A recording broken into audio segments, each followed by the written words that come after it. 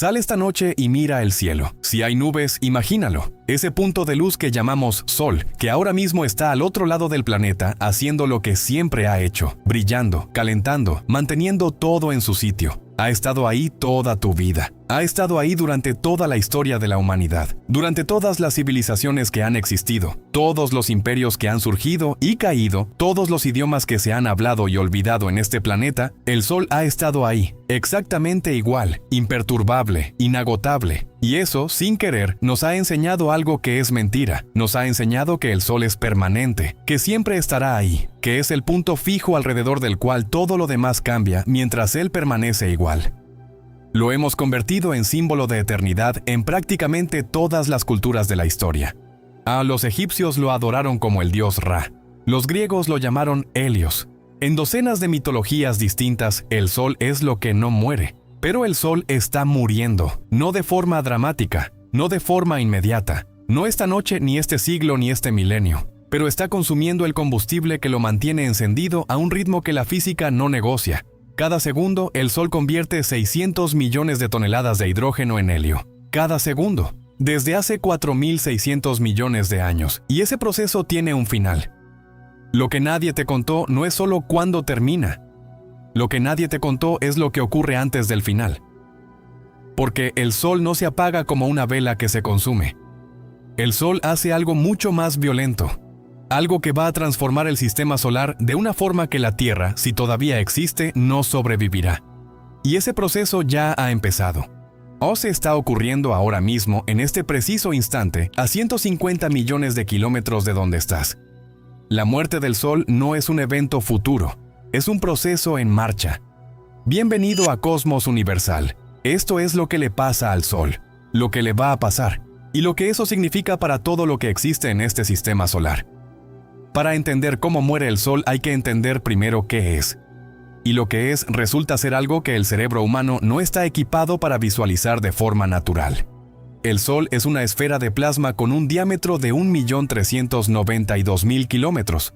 109 veces el diámetro de la Tierra.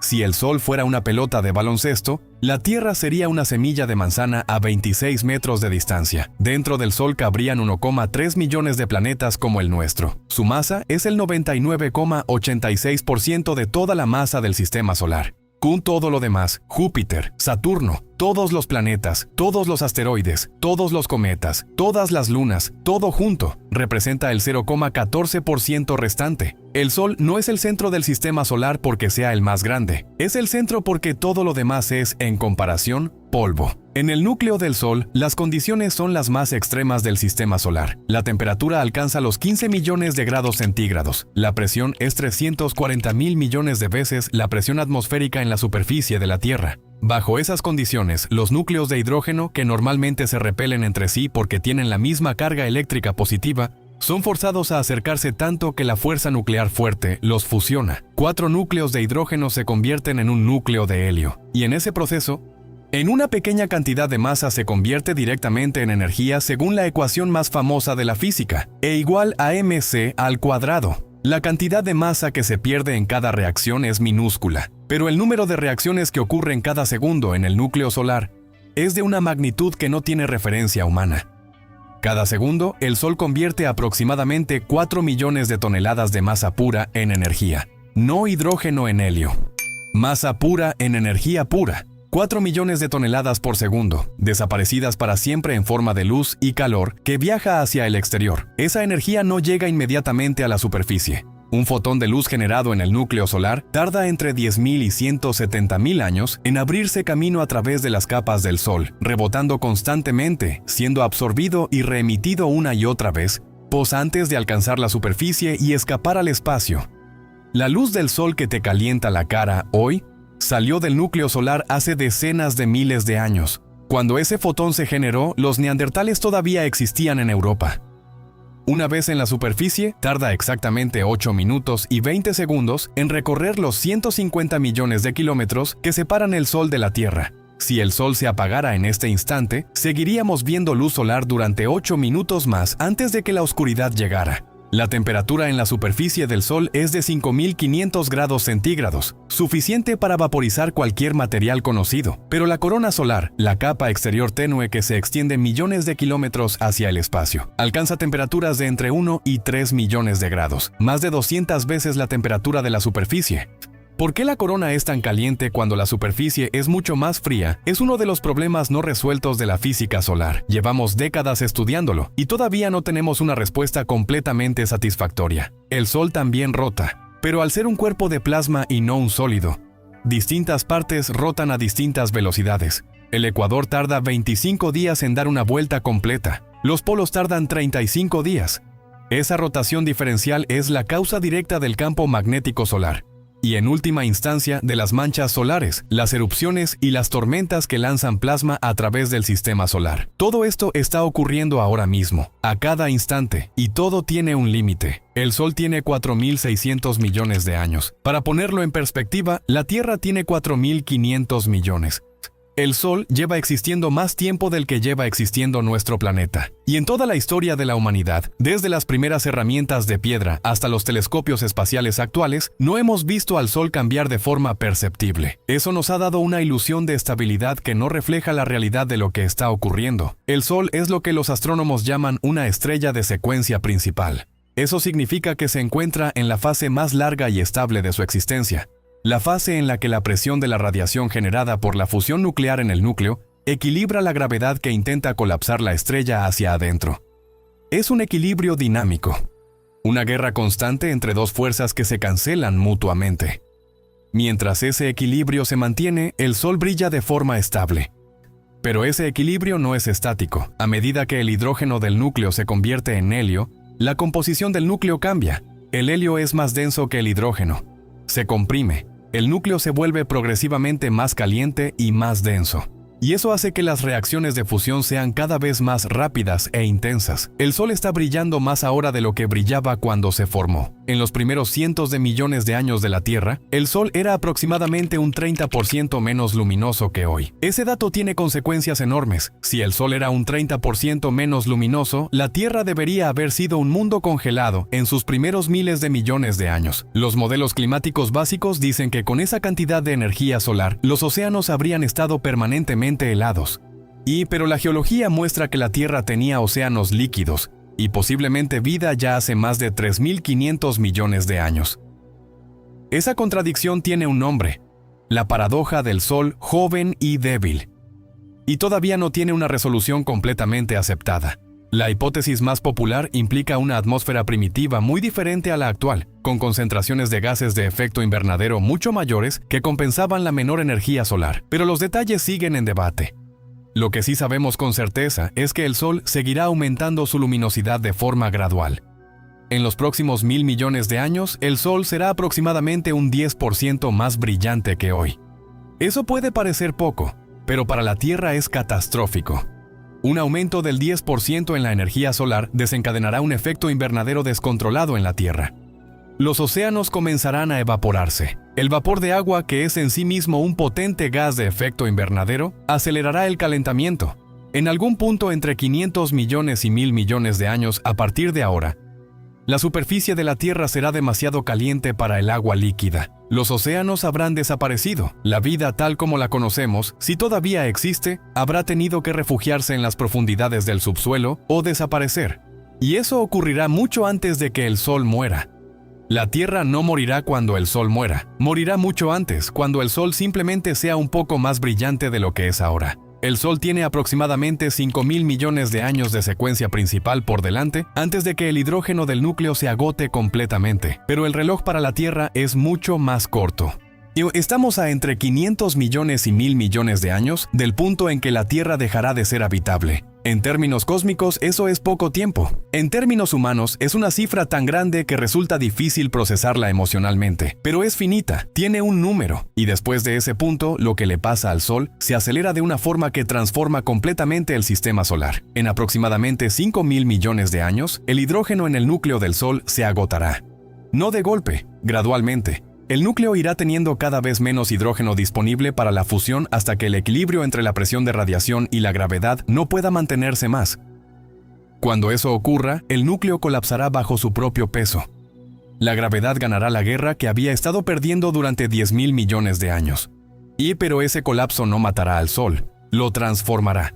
A medida que el núcleo se comprime, la temperatura sube dramáticamente, tanto que el hidrógeno que rodea al núcleo en una capa justo por encima de él alcanza las condiciones necesarias para la fusión. Una capa de fusión de hidrógeno se enciende alrededor del núcleo de helio inerte, y esa capa genera más energía que el núcleo original, mucha más energía. Esa energía extra tiene que ir a algún lado, va hacia afuera. Las capas exteriores del Sol comienzan a expandirse, no lentamente, no de forma gradual en términos humanos. En términos astronómicos, la expansión es rápida. El Sol comenzará a crecer. Durante esta fase, que puede durar cientos de millones de años, el Sol se convertirá en lo que los astrónomos llaman una gigante roja. Su diámetro aumentará entre 100 y 200 veces el actual. Su superficie exterior, que ahora está a 696.000 kilómetros del centro, se expandirá hasta alcanzar distancias de entre 100 y 200 millones de kilómetros desde el centro. La órbita actual de la Tierra está a 150 millones de kilómetros del Sol. La Tierra podría quedar dentro del Sol. Los modelos más recientes tienen estimaciones distintas sobre si la Tierra será engullida físicamente o si la expansión y la pérdida de masa del Sol en esa fase moverán la órbita terrestre hacia afuera lo suficiente para evitarlo. Un estudio publicado en 2008 por Kippenham y colaboradores sugería que la Tierra sería absorbida. Modelos posteriores con mejor comprensión de la pérdida de masa estelar durante la fase de gigante roja plantean que la órbita terrestre podría expandirse lo suficiente para que el planeta quede justo en el borde exterior de la envoltura solar o ligeramente más allá.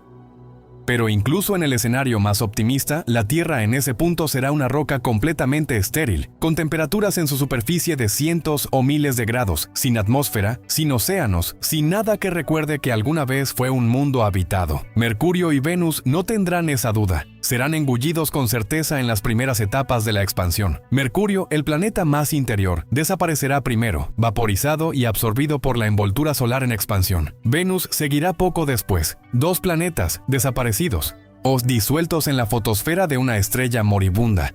Marte, en cambio, quedará fuera de la zona de engullimiento, pero no quedará intacto. La radiación de un Sol expandido y mucho más luminoso transformará Marte de forma radical. Cualquier hielo subsuperficial que quede se evaporará. La presión de radiación y el viento solar de una gigante roja son enormes y desgarrarán progresivamente cualquier atmósfera que Marte pudiera haber recuperado para entonces. Más allá de Marte, algo interesante ocurrirá. Las lunas heladas de Júpiter, Saturno, Urano y Neptuno, que ahora están a temperaturas de entre 100 y 200 grados bajo cero, recibirán muchísima más energía solar durante la fase de gigante roja. El hielo de su superficie comenzará a fundirse. Europa, Encélado, Titán, mundos que ahora tienen océanos bajo capas de hielo, podrían tener superficies líquidas por primera vez en su historia. Durante decenas o cientos de millones de años, mientras el Sol agoniza como gigante roja, las lunas heladas del sistema solar exterior vivirán su única primavera. Una ventana de habitabilidad en los confines del sistema solar, abierta por la muerte de la estrella que las creó. Es uno de los detalles más extraños y más hermosos de toda la historia del sistema solar. La muerte del Sol será simultáneamente el despertar de mundos que llevan miles de millones de años congelados. La fase de gigante roja no es el final, es el principio del final. A medida que el Sol se expande y la temperatura del núcleo sigue subiendo, llegará un momento en que el núcleo de helio alcance las condiciones necesarias para su propia fusión. 3 núcleos de helio se fusionan para formar un núcleo de carbono. Es un proceso llamado la fusión triple alfa y ocurre de forma explosiva. En cuestión de minutos, el núcleo de helio del Sol se encenderá en un destello de energía que los astrónomos llaman el fogonazo del helio. No será visible desde el exterior del Sol, porque la envoltura exterior absorberá esa energía. Pero durante ese instante, el núcleo solar liberará más energía que toda la que emitirá el Sol en 100 millones de años de fusión normal. Después del fogonazo, el Sol entrará en una nueva fase de equilibrio, más breve, quemando helio en el núcleo y una capa de hidrógeno por encima. Esta fase dura unos 100 millones de años.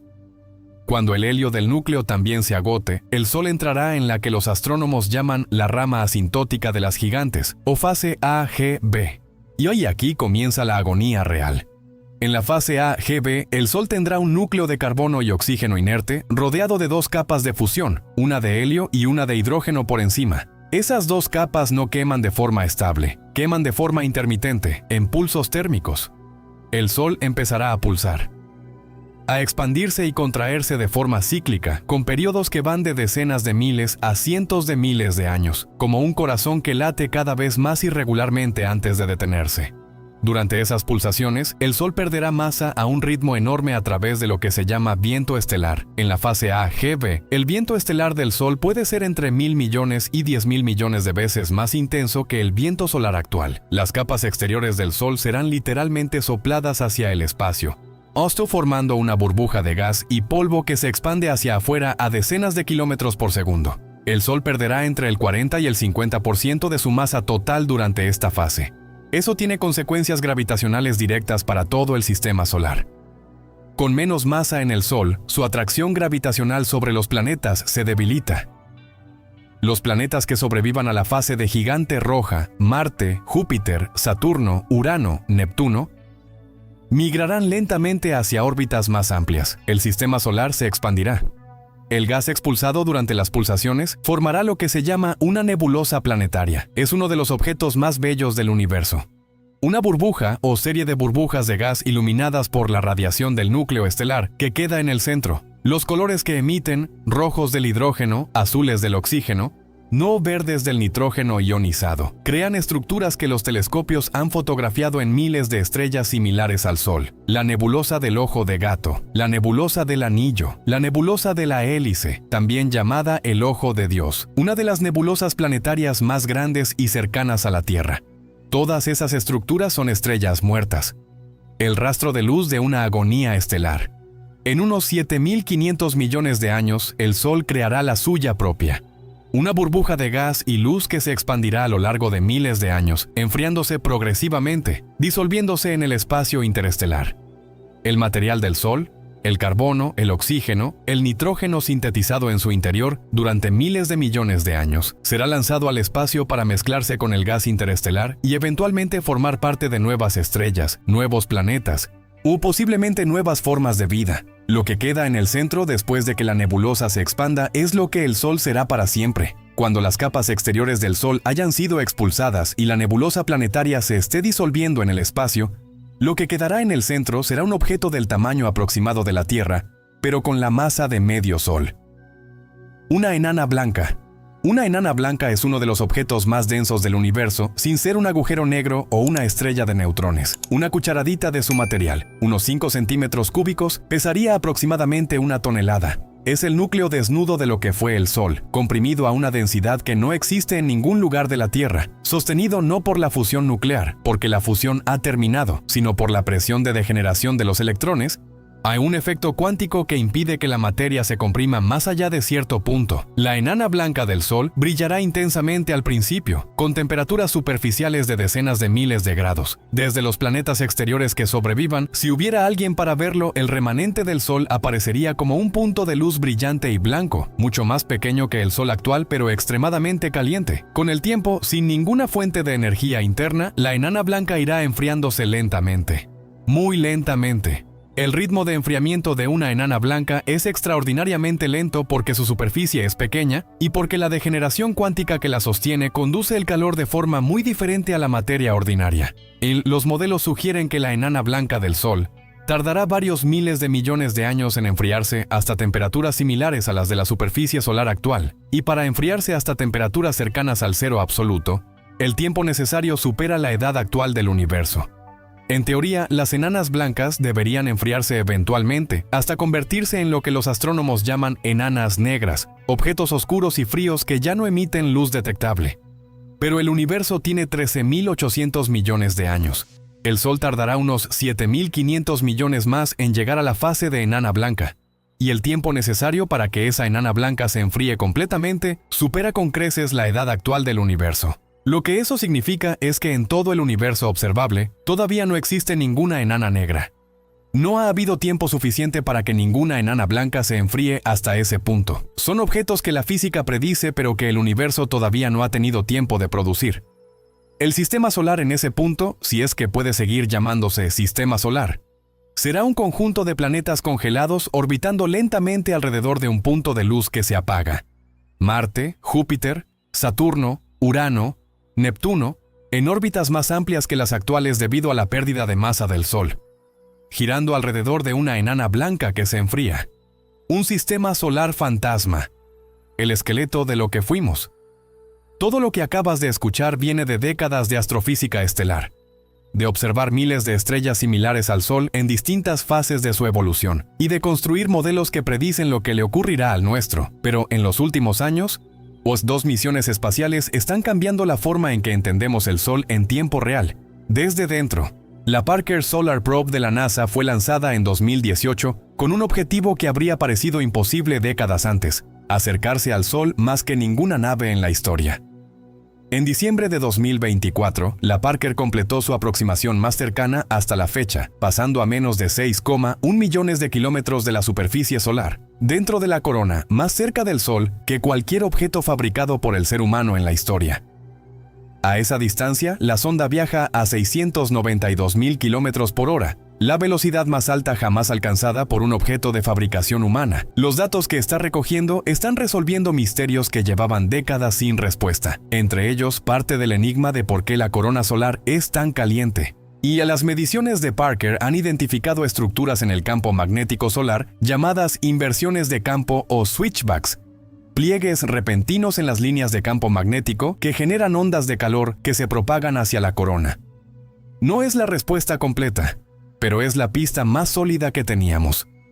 La misión Solar Orbiter de la Agencia Espacial Europea, lanzada en 2020, está produciendo las imágenes más detalladas de los polos del Sol jamás obtenidas. En 2023, publicó las primeras imágenes de alta resolución del polo sur solar, revelando una dinámica de campo magnético que no coincide con los modelos anteriores. Los polos del Sol son una región crítica para entender el ciclo solar de 11 años y las predicciones de actividad solar que afectan directamente a las comunicaciones y los satélites en la Tierra. En 2025, datos combinados de Parker y Solar Orbiter están produciendo el mapa más completo del viento solar jamás construido.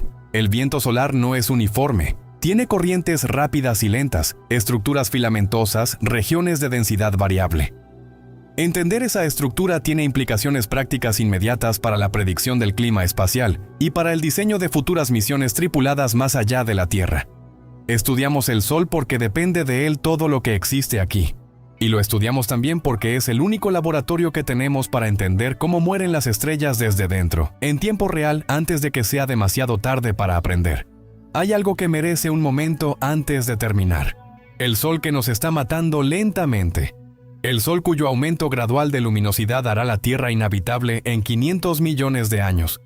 Ese mismo Sol es el que nos construyó. No en el sentido poético, en el sentido físico más literal. El Sol no se formó de la nada, se formó del colapso de una nube de gas y polvo interestelar hace 4.600 millones de años. Y ese gas y polvo no era material virgen, era el remanente de estrellas anteriores que habían vivido y muerto antes de que el Sol existiera. Estrellas que en su interior sintetizaron carbono, oxígeno, nitrógeno, hierro, todos los elementos más pesados que el hidrógeno, y el helio que no existían en el universo primitivo. Cuando esas estrellas murieron, expulsaron ese material al espacio, y ese material formó parte de la nube que colapsó para crear el Sol y todos los planetas, incluyendo la Tierra, incluyendo los océanos, incluyendo la química que se organizó en moléculas y las moléculas que se organizaron en células y las células que, en algún punto de los últimos 3.500 millones de años, se organizaron en algo capaz de mirar hacia arriba y hacerse preguntas. El carbono de tu cuerpo fue sintetizado en el núcleo de una estrella que murió antes de que el Sol existiera. El oxígeno que respiras en este momento tiene la misma procedencia. El hierro en tu sangre fue forjado en el colapso de una supernova que ocurrió miles de millones de años antes de que la Tierra existiera. No somos observadores del ciclo estelar. Somos parte de él. Somos lo que las estrellas muertas construyeron con sus restos. Y cuando el Sol muera, cuando expulse sus capas exteriores y forme su nebulosa planetaria, ese material volverá al espacio interestelar. Se mezclará con el gas de la galaxia.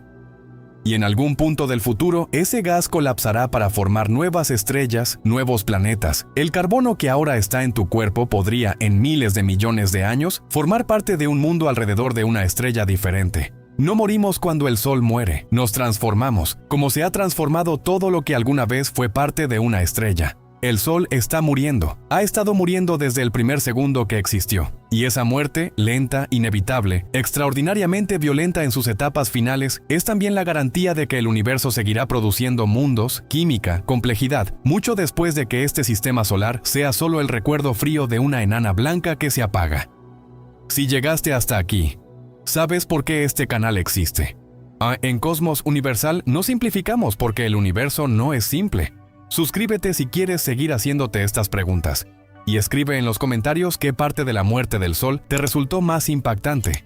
Esa respuesta dice algo sobre ti que vale la pena explorar. Hasta el próximo video. Pindio 500.